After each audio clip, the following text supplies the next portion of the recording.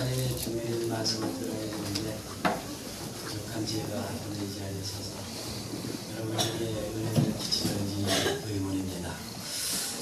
오늘 특별히 이 자리에 서서 가만히 생각을 해보니까 목사님 또 전도사님 또 우리 훌륭하신 장로님들 여러분들이 있는데 제가 이 말씀을 꼭 드려야 되나 싶은 생각이 들어요. 제가 전에 동북교회에 있을 때 권영수 목사님하고 대화를 하다가 이런 얘기를 들었어요. 목사님이 설교를 오래 하는 것보다 짧고 간단하게 하는 것이 잘 하는 설교다 이런 얘기를 하시면서 자기가 이제 어떤 교인들하고 생활하다 보니까 가장 짧게 하는 방법이 뭔가 이런 생각을 하다가 그런 걸 발견했대요. 그래서 오늘 제가 이 자리에 서서 이 말씀을 준비하면서 준비는 오래 했습니다. 근데 어제까지도 자꾸 수정을 했어요. 이것이 부족해서 자꾸 하다 보니까 한 얘기가 또 해결되고 또 이렇게 자꾸 중복이 되더라고요. 근데 오늘 제가 여러분 앞에 말씀드리고자 하는 내용은 전도서 11장과 12장에 있는 말씀을 중심으로 준비를 했습니다. 우리 이 전도서에 보면 이런 말씀이 있어요. 전도서 기자는 우리가 아주 중요한 질문을 이게 던집니다.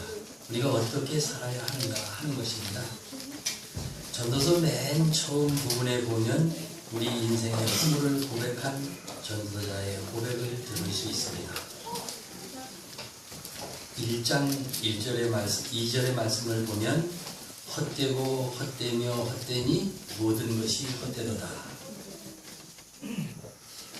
솔로몬은 우리가 생각하기에는 가장 부귀와 명예와 은총을 받은 그런 왕입니다.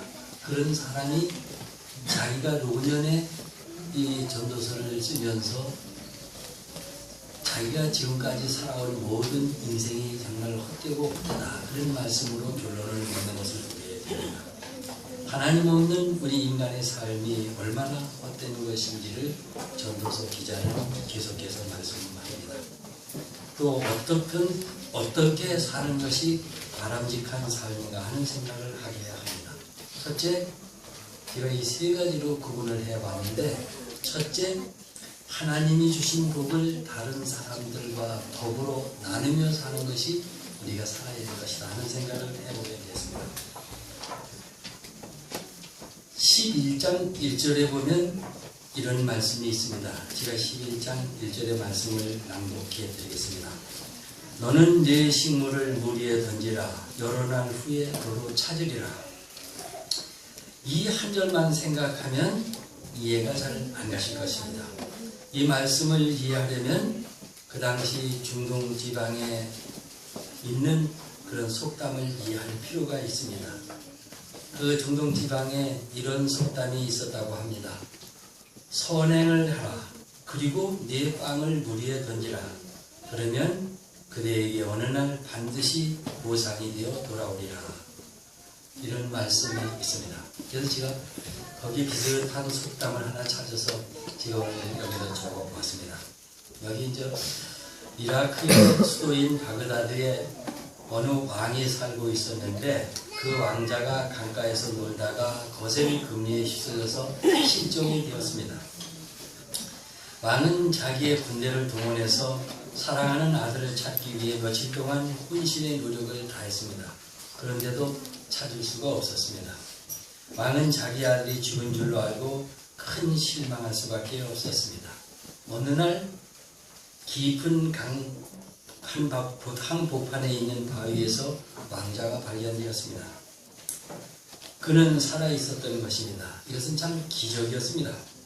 어떻게 살아있게 되었는지 알아보기 위해서 그가 떠내려가게 된 그 강복판에서 우뚝 솟아있는 바위에 걸렸는데 아침 저녁으로 가죽 주머니가 떠내려오더랍니다. 그래서 그 가죽 주머니를 건져보면 그 속에 빵이 들어있곤 했답니다. 이 놀라운 기적으로 왕자는 날마다 굶지 않고 살 수 있었습니다. 그런데 그 가죽 주머니 바깥쪽에는 모하메트 벳 하산이라는 이름이 적혀 있었습니다. 그래서 왕은 자기 나라에 그런 이름을 가진 사람이 살고 있는가 찾아보니까 강가에 정말 그 사람이 살고 있었습니다. 이 사람이 아침 저녁으로 가죽 주머니에 빵을 담아서 강 하류로 떠내려오는 것입니다. 왕이 그 사람에게 왜 그렇게 했느냐고 물었습니다. 근데 그의 대답이 아주 명쾌했습니다. 우리 속담에 그런 말이 있지 않습니까? 선행을 행하라, 빵을 무리에 던지라. 그러면 그대에게 어느 날 반드시 보상의 비가 돌아오거나. 그 사람은 이 속담이 사실인가 아닌가 확인하기 위해서 이렇게 했다는 것입니다. 그 사람은 자기가 그 무리에 떠내려 보내는 그 빵조각이 어떤 결과를 가져올지 그 결과를 예측하지 않고 그 속담을 시험해 보기 위해서 그렇게 했다는 것입니다. 그런데 그 결과가 엄청난 결과를 가져왔습니다. 그 빵을 통해서 왕자를 살리는 그런 기적을 일으켰다는 얘기입니다. 바로 이런 속담을 이해하시면서 다시 한번 그 말씀을 인용해 보겠습니다. 1절의 말씀, 너는 네 식물을 물에 던지라, 여러 날 후에 도로 찾으리라. 이런 속담을 들으니까 좀 이해가 가시죠? 그런데 이 말씀을 통해서 이런 말씀을 보게 되었습니다. 이 속담의 배경을 이해하고 다시 이 말씀을 보니까 보다 아름다운 인생 그리고 성공적인 삶을 위해서 하나님은 우리가 하나님께로부터 받은 축복을 이웃과 더불어 나누는 삶을 살라고 말씀하셨습니다. 그것이 꼭 물질이 아니어도 좋습니다. 또 돈이 아니어도 좋습니다. 우리에게는 다른 사람들과 더 가진 것이 있는데 그것은 우리에게 물질일 수도 있고 시간일 수도 있고 건강일 수도 있습니다. 그것이 무엇이든지 간에 우리가 이것을 가지고 다른 사람들과 더불어 나눌 수 있는 삶이 정말 하나님이 원하시는 이웃과 더불어 나눠 사는 삶이 아닌가 이런 생각을 해보게 됩니다. 또 11장 2절에 보면 거기에는 숫자가 나옵니다. 7에게나 8에게나 나눠줄지니라 이런 말씀이 있습니다. 그런데 이 말씀을 생각하면서 지금 그 유대인들이 이런 말을 종종 한다고 합니다. 가지고 있는 것은 모두 잃어버린다. 주는 것이 남는다. 우리는 어떤 것을 내 손에 쥐고 있을 때 그것을 우리가 소유했다고 생각을 합니다. 그러나 내가 가진 모든 것은 결국에 다 썩어져 없어진다는 것입니다. 아무것도 영원히 남아있지 않는다는 것입니다. 결국에는 다 없어지고 만다는 얘기를 들을 수 있습니다. 어느 목사님은 우리가 이런 말씀을 하십니다. 우리가 남보다 더 가지고 있는 것이 곧 우리의 사명입니다 라고 말씀하십니다. 그것은 우리 자신의 만든 무엇이든지 간에 또 하나님을 위해서 나보다 못한 사람들을 위해서 쓰라고 주신 우리의 사명인 것입니다. 하나님이 주신 사명에 따라 우리가 그것을 가지고 다른 사람들을 위해서 나보다 못한 사람 또 이웃을 위해서 나눠줄 때 그것은 없어지지 않고 우리 곁에 영원히 남는 것이라는 겁니다. 제가 이전의 말씀에 있는 이 말씀을 하나 읽어드리겠습니다. 하늘의 보물을 획득하는 것은 자신의 유익을 위한 것이라. 우리가 소유하고 있는 모든 것 중에서 이들만이 진정으로 우리의 것이다. 하늘에 쌓아둔 보물은 없어지지 않는다. 그 어떤 화재나 홍수도 그것을 없애버릴 수 없고 또 그 어떤 도둑도 그것을 빼앗아 갈 수 없고 좀이나 동력이 그것을 해하지 못한다. 왜냐하면 하나님 보호 아래 있기 때문이다. 산상고은 89페이지에 있는 말씀입니다. 우리가 어떻게 하늘의 보화를 쌓을 수 있습니까? 우리가 가지고 있는 것들을 나눠주는 것입니다. 또 도와주는 것입니다. 나보다 못한 사람들을 위해서 하나님의 사업을 위해서 내가 가지고 있는 것으로 하나님을 섬기는 것입니다. 이것이 바로 하늘의 보화를 쌓아가는 것입니다. 이것이 우리에게 영원히 남는 것이라고 말씀하고 있습니다. 4절의 말씀을 보겠습니다. 4절에는 풍세를 살피는 자는 파종하지 아니할 것이요 구름을 바라보는 자는 거두지 아니하리라. 이 말씀은 날씨를 보니까 씨 뿌리기에 적합하지 않다. 또 날씨가 흐리니 바람이 부는데 씨를 뿌리는 어리석은 사람이 어디 있겠습니까? 오늘 곡식을 거두기에 적합하지 않다. 또 이 모든 것들은 우리 보통 인간이 생각하는 상식입니다. 전도서 기자가 여기에서 왜 이 말씀을 우리에게 하고 있습니까? 지나치게 계산적인 사람이 되지 말라는 것입니다. 앞뒤 다 재보고 손익계산을 다 따져보면 우리는 결코 다른 사람들을 고를 수 없다는 말입니다. 손해가 될 것 같으면 우리는 하지 않습니다. 또 나에게 전혀 도움이 되지 않을 것 같으면 우리는 그런 일을 하지 않습니다. 그것은 낭비라고 생각하기 때문입니다. 너는 네 식물을 무리에 던지라. 여러 날 후에 도로 찾으리라. 여러분의 시선을 환경에 두지 마시기 바랍니다. 내가 무엇을 할 수 있겠는가? 또 나 같은 사람이 누구를 돕는다는 말입니까?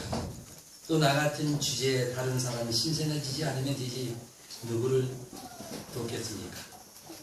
이런 생각들은 다 우리가 버려야 합니다. 여러분의 시선을 구름 낀 하늘에 두지 마시기 바랍니다. 날이 맑기까지 기다리지 마시기 바랍니다. 날이 좋아지면 하겠다. 또 내 형편이 좀 좋아지면 하겠다. 내 생활 환경이 좋아지면 하겠다. 내가 조금 더 벌어놓고 또 내 집 장만으로 한 다음에 교회에 봉사하지 하는 이런 이유들은 하나의 이유밖에 되지 않는다고 말씀했습니다. 이렇게 생각하면 우리는 영원히 남을 돕거나 도와주는 일이나 보살피는 일을 할 수 없다고 말씀하고 있습니다. 내 위에 하늘이 어두워지고 또 나를 둘러싸고 있는 환경이 내게 불리해 보여도 하나님이 향한 그리고 내 이웃을 향한 봉사에 제동을 걸어도 그것이 바른 일이고 또 귀한 일이고 가치 있는 일이라고 생각하시면 또 하나님의 영광을 위한 사역이라고 마음속에 믿어지거든 우리는 그 일을 할 수 있는 사람들이 되기를 부탁드리고 싶습니다. 이런 말씀과 비슷한 얘기를 하나 이어를 들어보겠습니다. 아주 인색한 거지가 하나 있었는데 한날 왕이 대궐을 나와서 신하와 함께 마을을 시찰하고 있었습니다. 그때의 거리에서 자서를 구걸하던 한 거지가 임금에게 구걸을 요청했습니다. 임금은 그 거지를 자세히 쳐다보고 저만 쳐다보고 있으니까 불쌍한 생각이 들었습니다.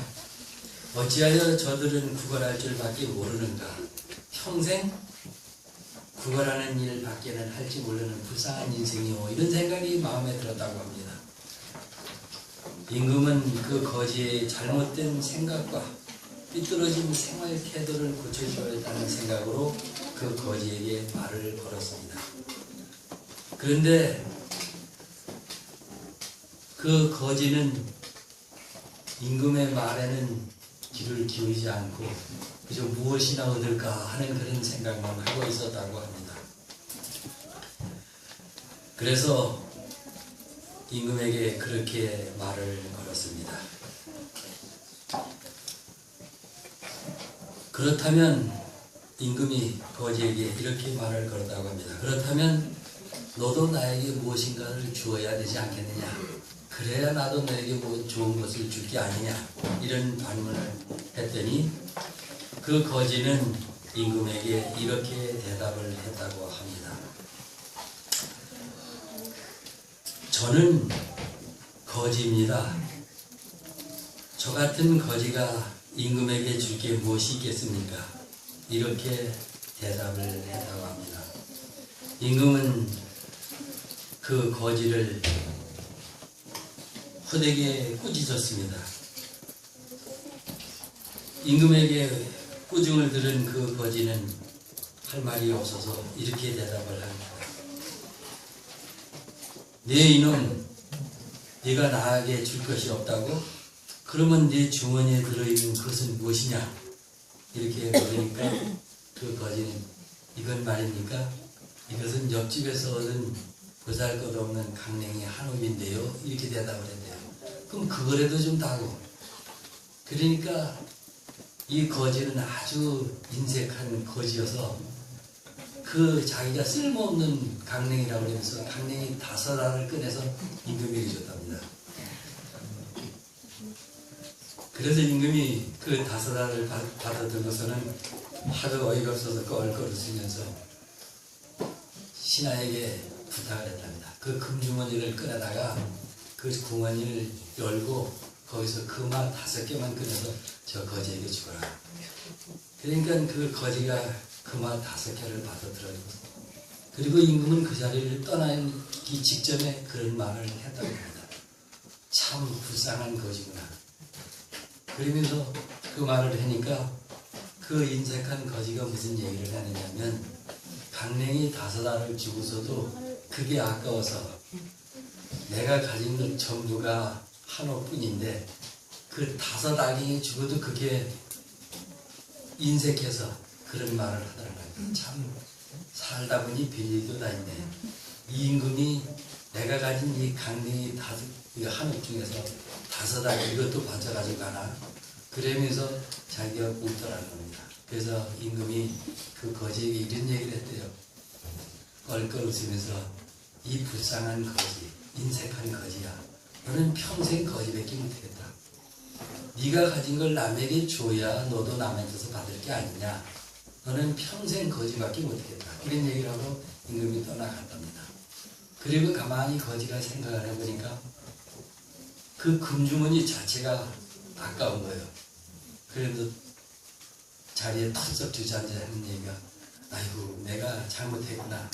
이 강냉이 한옥을 주머니째 다 줬다면 그 금주머니가 내 것이 되었을 텐데 이런 생각을 하면서 그 거지가 탄식을 했답니다. 우리는 때를 따라서 살아가다 보면 우리가 가진 것이 하찮은 것 같고 보잘것없는 것 같지만은 다른 사람들에게 필요할 때도 있습니다. 또 그런 것들이 다른 사람들에게 도움을 줄 수 있다는 얘기를 이 거지를 통해서 볼 수 있게 됩니다. 5절의 말씀을 보겠습니다. 바람의 길이 어떠함과 아이된 자의 태에서 뼈가 어떻게 자라는 것을 너희가 알지 못한 것이 만사를 성취하시는 하나님의 일을 네가 알지 못하느냐. 제가 눈에 지금 눈병이 났어요. 그래서 자꾸 어떻게 보면 두 줄로 보이고 자꾸 그래요. 그래서 말씀을 잘 못 읽었는데 다시 한번 읽어보겠습니다. 5절에 보면 바람의 길이 어떠함과 아이된 자의 태에서 뼈가 어떻게 자라는 것을 네가 알지 못함 같이 만사를 성취하시는 하나님의 일을 네가 알지 못하느니라. 바람이 지나가는 길은 우리는 알 수 없습니다. 또 태에서 자라는 그 생명의 뼈가 어떻게 자라는지 우리는 알지 못합니다. 그러나 우리가 기억해야 될 말씀은 하나님은 이 모든 일을 성취하시고 계십니다. 또 하나님 자신이 일하고 계십니다. 하나님은 하나님의 방법으로 우리가 하는 모든 일에 대한 마지막 결과를 다 결정 지으시고 다 계산하시고 계신다는 그런 말씀입니다. 그러므로 우리 여러분이 때로는 계산에 맞지 않는 일을 할 때도 있고 또 맞는 일을 할 때도 있습니다. 그러나 하나님은 우리의 마음을 움직여서 그 일을 돕는 일을 할 수 있도록 하신다면 주저하지 말고 그 일을 하시기 바랍니다. 이제 두 번째로 하나님 앞에서 책임 있는 인생을 우리는 살자, 이런 말씀을 드리고 싶습니다. 11장 7절에 보면 이런 말씀이 있습니다. 빛은 실로 아름다운 것이라 눈으로 해를 보는 것이 즐거운 일이로다. 하나님은 우리에게 인생을 살아가는 날 동안 즐거움을 허락하셨다고 말씀하십니다. 그것은 우리에게 인생을 즐길 수 있는 특권을 우리에게 주셨다는 말씀입니다. 물론 우리가 살아가는 삶에는 고통도 있고 때로는 아픔도 있고 눈물도 있지만 그래도 우리에게 인생을 즐길 수 있는 특권이 있다는 사실입니다. 여기서 말하는 빛이 무엇을 의미하는 것입니까? 이 빛은 우리가 생각하는 태양빛을 의미하는 것이 아닙니다. 우리가 살아가는 생명, 또 이 땅에 사는 우리 인생을 상징적으로 표현한 말씀이라고 말씀드릴 수 있겠습니다. 욥기 3장 20절에도 이런 말씀이 있고 시편 36편 9절에도 이런 말씀이 있고 요한복음 8장 12절 등등에 이런 말씀이 있습니다. 아름다운 자연, 또 우리 주변에 다정한 사람들, 우리로 하여금 서로 즐길 수 있도록 준비해 놓으신 하나님의 섭리입니다. 정당한 범위 안에서 정당한 방법으로 삶을 즐기는 것은 죄가 아닙니다. 여기서 우리는 삶의 즐거움을 찾도록 하나님께서 허락하고 계십니다. 그래서 8절 말씀에 보면 사람이 열애를 살면 항상 즐거워할지로다. 그러나 캄캄한 날이 많으리니 그날을 생각할지로다. 장래일은 헛되더라. 바로 우리가 살아가는 일들이 때로는 캄캄한 날이 있고 고통스러운 날이 있을지라도 열애를 살다 보면 항상 즐거운 일이 있다고 말씀하시고 있습니다. 그러기 위해서는 우리에게 그날만을 생각하는 지혜가 필요합니다. 왜 사람들이 불안해합니까? 자꾸 내일을 염려하기 때문입니다. 아직 오지 않은 미래를 걱정하기 때문입니다. 그러한 염려와 걱정이 우리 인생을 살아가는 즐거움을 뺏어가 버리게 됩니다. 참 내일 일을 염려하지 말라고 생각합니다. 제가 이런 말씀을 하면서도 어제 제가 한 가지 염려로 인해서 한 거스런 시간 어떤 사람하고 실행을 한 일이 있습니다. 왜냐하면 제가 이제 학교에서 그 경비 용역을 하고 있는데 그 용역 기사가 작년에 바뀌었어요. 그래서 이제 1년씩 계약을 쓰고 하는데 제가 이제 전에 있던 회사와 계약이 2월 28일로 만료가 되고 다른 회사가 또 그 용역회사를 맡아가지고 제가 이제 또 그 용역회사에서 그 학교에 경비를 하게 되었습니다. 근데 그게 이제 항상 염려하는 것이 내가 그러면 다시 재계약을 해서 학교에서 일을 하게 될 것이냐 아니면 그 회사가 바뀌었기 때문에 회사 직원이 대신 다른 사람이 들어올 것이냐 이런 염려를 자꾸 하게 되더라고요. 근데 그런 일은 하지 않아도 되는데 자꾸 그런 일을 하게 돼요. 그래서 학교에 이제 그 행정실장이 회사가 바뀌어도 정 선생님은 아마 이 학교에 다시 재직을 하게 될 겁니다. 이런 염려를 하는데도 그게 자꾸 염려가 되더라고요. 사람이 살아가면서 생활하다 보면 참 괜히 쓸데없는 걱정을 하게 되고 쓸데없는 염려를 하게 되더라고요. 그래서 이런 말씀을 생각하면서 우리가 주의해야 될 것은 우리가 살아가는 생활 속에서 그날 사는 일로 또 그날 행복한 삶을 사는 것이 우리가 사는 생활의 즐거움이 아닌가 이런 생각을 해보게 됩니다. 여기 비록 캄캄한 날이 있고 고통스러운 날이 있을지라도 열애들 살다 보면 항상 즐거워하리라고 말씀하십니다. 그러기 위해서는 우리는 그날만을 생각하는 지혜가 필요하다고 생각하고 있습니다. 왜 사람들이 불안해합니까? 자꾸 아까 제가 말씀드린 것이 오지도 않은 미래를 걱정하고 미래 때문에 우리가 근심하는 일들이 참 많이 있습니다. 인생을 사는 즐거움을 뺏어가는 것들이 바로 그 내일 염려, 앞으로의 일을 염려하기 때문에 우리의 즐거움을 잊어버리는 우리의 삶이 되지 않는가, 이런 생각을 해보게 됩니다. 여기에 예수님께서는 이런 말씀을 하셨습니다. 그러므로 내일 일을 위하여 염려하지 말라. 내일 일은 내일 염려할 것이요 한날 괴로움은 그날에 족하니라. 마태복음 6장 36절에서 이런 말씀을 하고 있습니다. 또 전도서 11장 9절의 말씀을 보면 대단히 중요한 교훈을 발견하게 됩니다. 9절의 말씀을 제가 읽어보겠습니다. 청년이여 내 어린 때를 즐거워하며 내 청년의 날들을 마음에 기뻐하며 마음이 원하는 길과 내 눈이 보이는 대로 쫓아 행하라. 그러나 하나님이 이 모든 일로 인하여 너를 심판하실 줄 알라. 우리 인생에 즐거움이 있다는 것은 하나님의 축복입니다. 여러분, 중요한 사실이 여기 있습니다. 그것은 우리의 모든 행동이, 우리의 모든 삶의 결과가 하나님 앞에서 심판을 받는다는 것입니다. 이런 것들을 염두에 두고 인생을 즐기라는 말씀입니다. 그러니까 하나님 앞에서 부끄럽지 않게 인생을 즐기라는 것입니다. 전도서 12장 14절에 보면 하나님은 모든 행위와 모든 은밀한 일을 선악간에 심판하시리라. 우리 인생을 살아가면서 한순간도 잊어버리지 말아야 할 사실은 하나님이 내 삶을 심판하실 그날이 다가온다는 것입니다.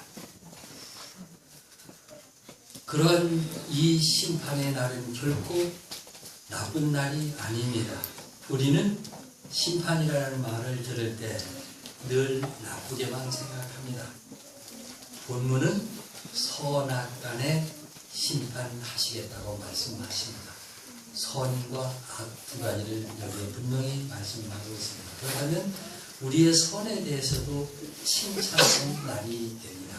그러나 우리가 행한 악에 대해서 심판받는 보응의 날이기도 합니다. 이 날을 기쁨과 슬픔이 교체되는 날입니다. 영광과 비극의 날입니다. 그러나 주님을 사랑하시고 섬겨온 사람들에게는 눈물을 씻기시고 우리의 상한 마음을 위로하시고 우리가 수고하고 땀 흘린 땀을 닦아주시고 또 하나님께서 우리를 위로하는 그런 날입니다. 그리고 영광스러운 생명의 면류관을 씌워주는 날입니다. 이 놀라운 날을 바라보시는 여러분이 되시길 부탁드립니다. 전도서 12장 3절의 말씀을 보면 그런 날에는 집을 지키는 자들이 떨 것이며 힘있는 자들이 구부러질 것이며 맷돌질하는 자들이 조롱으로 그칠 것이며 창들로 내어다보는 자가 어두워질 것이며 이 말씀은 우리의 육체를 집 짓는 집에다 비유하고 있습니다. 제가 이 성경 주석 12장 내용과 전도서 12장 내용을 보니까 아주 비유로 말씀하는 것들이 아주 구구절이 참 재미있게 또 잘 자세히 표현이 되어 있더라고요. 집을 지키는 자가 누구입니까? 집을 지키는 자가 우리 손과 발입니다. 나이가 들면서 점점 손발이 떨리기 시작합니다. 그리고 힘 있는 자들이 구부러진다는 말씀처럼 어느덧 우리의 척추가 굽어지고 점점 구부러지기 시작합니다. 그리고 맷돌질하는 자들이 적음으로 그칠 것이라는 말씀은 우리의 치아를 맷돌질하는 것으로 비유하고 있습니다. 12장 5절, 6절 등등에 보면 마지막으로 우리 삶이 자기 영원한 집으로 돌아갈 것이라는 그런 결론을 냈습니다. 세 번째, 하나님을 경외하고 그의 명령을 지키라, 이렇게 말씀드리고 싶습니다. 전도서 12장 13절에 보면 일의 결국을 다 들었으니 하나님을 경외하고 그의 명령을 지킬지어다. 이것이 사람의 본분이니라. 경외라는 말은 우리가 하나님을 향해서 가지는 거룩한 두려움을 말합니다. 이 두려움은 그분의 거룩하심과 전능하심 그리고 위대하심 앞에서 우리가 마땅히 가져야 할 거룩한 존경심을 의미하는 말입니다. 지금 우리가 사는 이 세상에서는 아무것도 신성시 되는 것들이 별로 없습니다. 하나님의 존재를 부인하고 살아가는 세상입니다. 이러한 때에 전도서 기자는 하나님을 경외하라고 우리에게 말씀하십니다. 늘 우리 심령 속에 하나님의 임재에 대한 신전의식을 가지라고 말씀합니다. 우리 마음속에 늘 하나님의 영이 거할 수 있도록 우리 마음이 하나님의 전이라는 그런 신전의식을 우리에게 강요하고 있습니다. 하나님을 두려워하며 섬기라고 말씀하고 있습니다.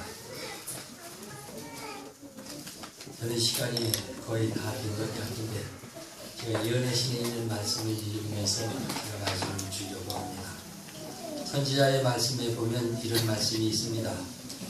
오늘날 그리스도를 따르는 자들도 존경심과 경건한 경외심을 잃지 않도록 조심해야 한다. 성경 말씀은 사람이 경건과 경외심과 거룩한 중재자이신 그리스도께 대한 신앙을 통하여 저의 창조주께 나아가야 한다고 가르친다. 시편 기자는 다음과 같이 선언하였다. 여호와는 크신 하나님이시오 모든 신위의 크신 왕이시오다. 오라 우리가 굽혀 경배하며 우리를 지으신 여호와 앞에 무릎을 꿇자. 하나님에 대한 진정한 경외심은 그분의 무한하신 위대하심을 알고 그분의 임재를 깨달을 때 고치된다. 모든 사람은 보이지 않는 분에 대한 이 같은 느낌으로 마음속에 깊은 감명을 받아야 한다. 기도하는 장소와 기도하는 시간과 장소는 하나님께서 거기 계시기 때문에 거룩하다. 그리고 경외심이 행동과 태도에 나타날 때 그것을 고취시키는 생각 또한 기법일 것이다. 그 이름이 거룩하고 지존하다라고 시편 기자는 선포한다. 천사들도 그분의 이름을 말할 때에는 얼굴을 가리우는데 하물며 타락하고 범죄한 우리가 여호와의 성호를 말할 때 얼마나 경의를 표해야 하는가. 우리가 하나님을 참으로 경외하게 될 때 자동적으로 따라오는 변화는 그의 말씀에 순종하는 생애를 살아간다는 사실입니다. 참된 경외심은 우리로 하여금 하나님의 말씀에 따라 살아가도록 역사하십니다. 그래서 오늘 본문에서 뭐라고 말씀하십니까? 일의 결국을 다 들었으니 하나님을 경외하고 그의 명령을 지킬지어다. 이것이 사람의 본분입니다. 사랑하는 성도 여러분, 우리의 젊음이 계속된다고 착각하지 마시기 바랍니다. 우리 할아버지 할머니들이 걸어가신 인생의 길을 오늘 우리도 걸어가고 있고 걸어가야 합니다. 최후의 숨결이 끊어지는 그 순간이 다가올 것입니다. 주님께서 내게 이 생명을 주셨기에 이 생명을 다시 불러가시는 마지막 음성이 들려올 것입니다. 그날 우리는 돌아가야 합니다. 이 호흡과 생명을 주신 주님께로 돌아가야 합니다. 그날이 다가오기 전, 이 마지막 순간이 다가오기 전 이 말씀을 기억하시는 여러분들이 되시길 부탁드리면서 오늘 제 말씀을 드립니다.